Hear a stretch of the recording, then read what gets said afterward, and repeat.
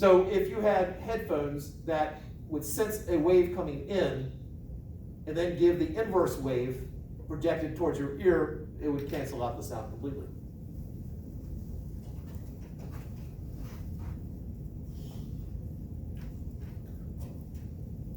So if I send a wave down, I send the sound wave down, it hits the wall, it reflects back, and so now we get this one wave coming in, the other wave coming out, we're gonna have interference. Constructive, destructive, I didn't give enough information really to know what's gonna happen. But if I time it right, we got time. Let's head out into the hallway. And I'll need one volunteer for that end. I want to hold it. All right.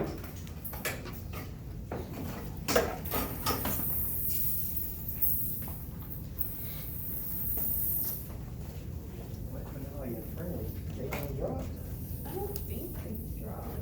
I know one of them has allergies right now, but I'm not sure about the other ones. So I'm gonna send the wave down, just pull through it.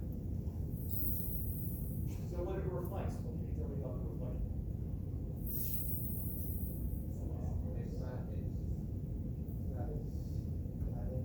Oh, yeah, this is supposed to be good version this here.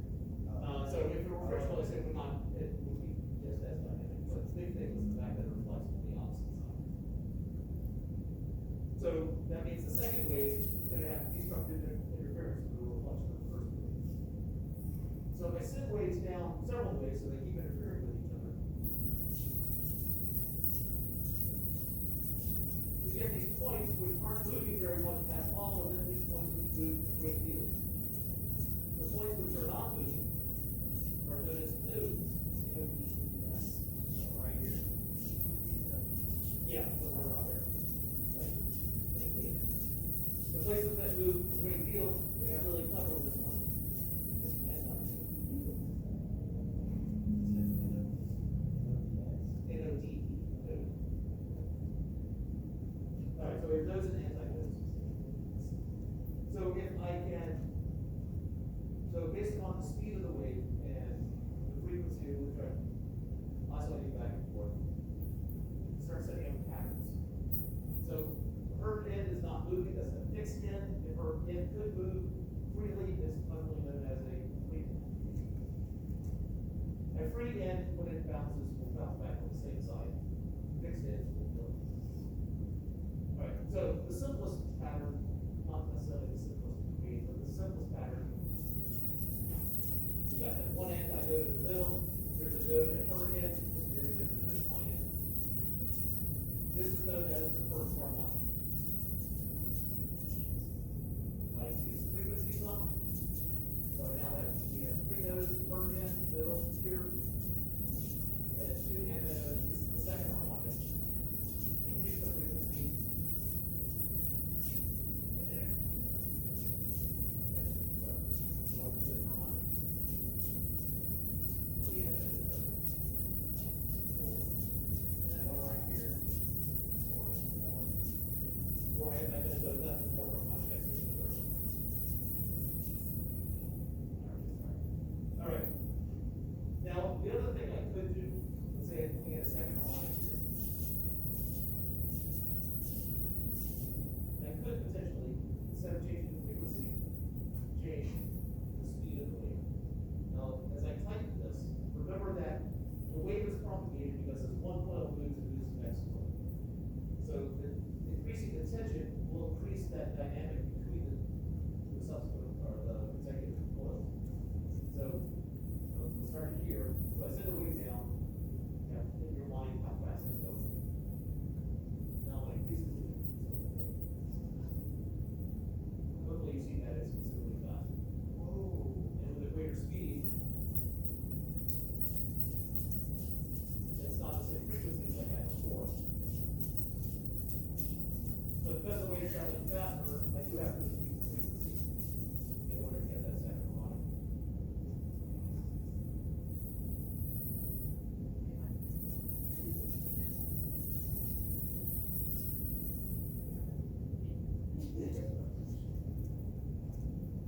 Is there one of the long rods in there?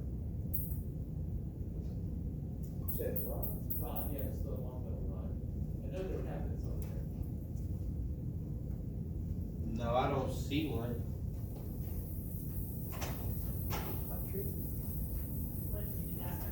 Oh, wait. Oh, he means like this? Bring them both.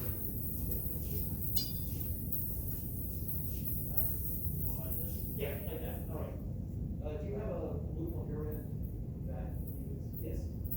Take the rod that Daniel has. Yeah, that's fine, so, and run it through the rod, not the rod. Run it perpendicular. Like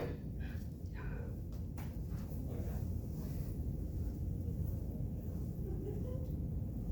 I want that to be able to slide up and down. All right, now put your hands farther apart.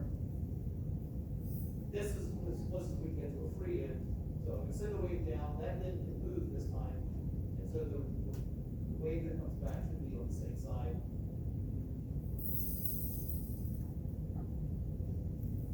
The other way. That's harder to see.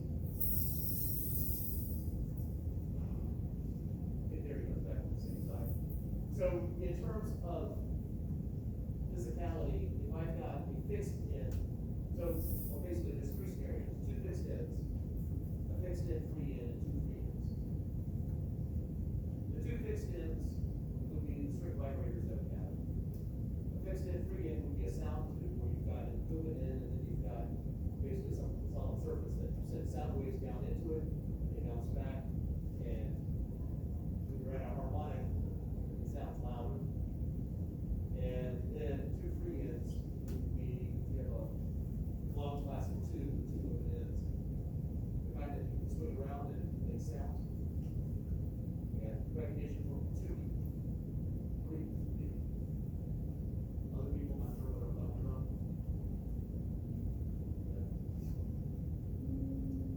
Oh, I think I know what you're talking about, it's like a little straw. I think it's one of them. And basically, that's a situation with two free ends. Oh. Let's head back in. Oh, we reported, that's like all the, we reported some of the room.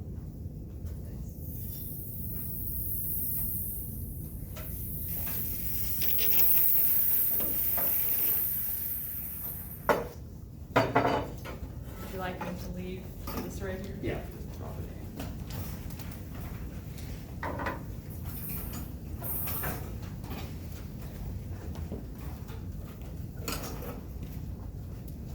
So in the situation that we set up beforehand where I sort of threw it at the end, we had this,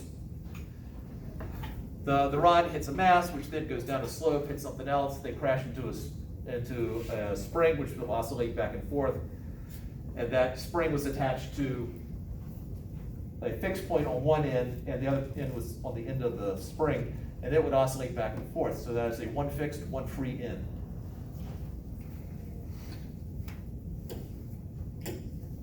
So the simplest pattern that we could create would be something like that, where I've got this end swinging the most, this end not moving at all. This is one fixed. And one free end. One fixed end. Whenever there's a fixed end, there's a node. A free end is an antinode.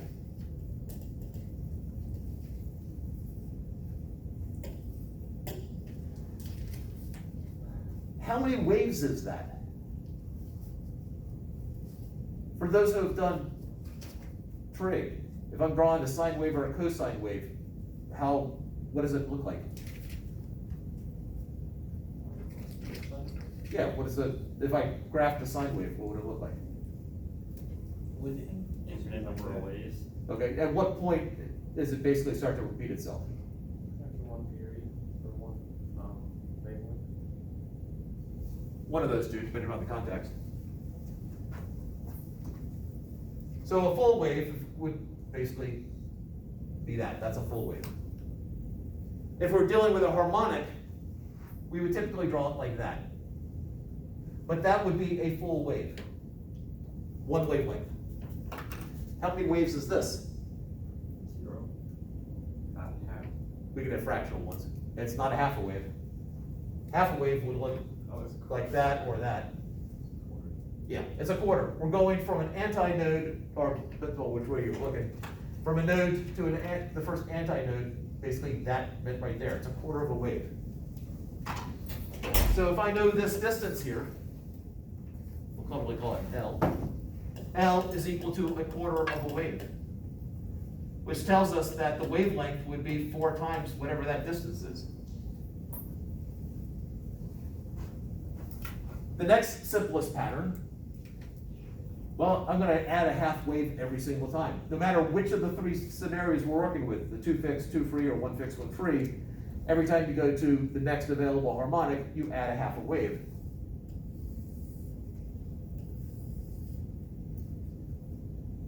This, well, I'll get into the name in just a second. How many waves is this? 3 quarters. It is 3 times that. This is the 3rd harmonic. It's the second available one, but it's called the 3rd harmonic. If we add another half a wave, how many waves would it be? 1. No, never mind. 1 1/4. What'd you say? 1 1/4. One, oh, okay, or 5 quarters. This is the 5th harmonic. And to draw it, I have an antinode here.